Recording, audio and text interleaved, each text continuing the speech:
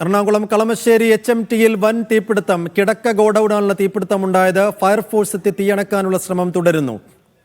മുഹ്സിന വിശദാംശങ്ങളും. മുഹ്സിന, ഇപ്പോഴും തീ നിയന്ത്രണ വിധേയമായില്ലേ?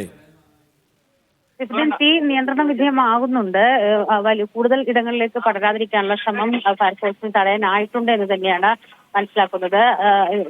ഒരു അരമണിക്കൂറിലധികമായി ഇത്തരത്തിൽ തീ പടർന്നുകൊണ്ടിരിക്കുന്ന ഒരു സാഹചര്യം ഉണ്ടായിരുന്നു. കൂടുതൽ ഫയർഫോഴ്സ് യൂണിറ്റ് എത്തിയാണ് ഇപ്പോൾ തീ നിയന്ത്രണ വിധേയമാക്കിയിരിക്കുന്നത്.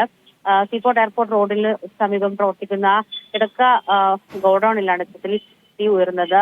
ഗ്യാസ് പൊട്ടിത്തെറിച്ചതാണ് എന്നുള്ള ആദ്യ ഒരു ഇൻഫർമേഷൻ ആയിരുന്നു ലഭിച്ചിരുന്നത്. പിന്നീടാണ് ഇത്തരത്തിൽ കിടക്ക നിർമ്മാണ യൂണിറ്റിനാണ് തീ പിടിച്ചത് എന്നത് മനസ്സിലായത്. എന്താണെങ്കിലും അവിടെ ഈ വൈദ്യുതി പോസ്റ്റുകൾക്കും മറ്റുള്ള സംഗതികൾക്കും ഒക്കെ തന്നെ വലിയ രീതിയിൽ തകരാറ് സംഭവിക്കുകയും വൈദ്യുതി തടസ്സമൊക്കെ തന്നെ നേരിടുകയും ഒക്കെ ചെയ്തിട്ടുണ്ട്. എന്താണെങ്കിലും കൂടുതൽ ഫയർഫോഴ്സ് യൂണിറ്റ് തീ പൂർണ്ണമായ നിയന്ത്രണ വിധേയമാക്കാനുള്ള ശ്രമം തുടർന്നുകൊണ്ടിരിക്കുകയാണ്.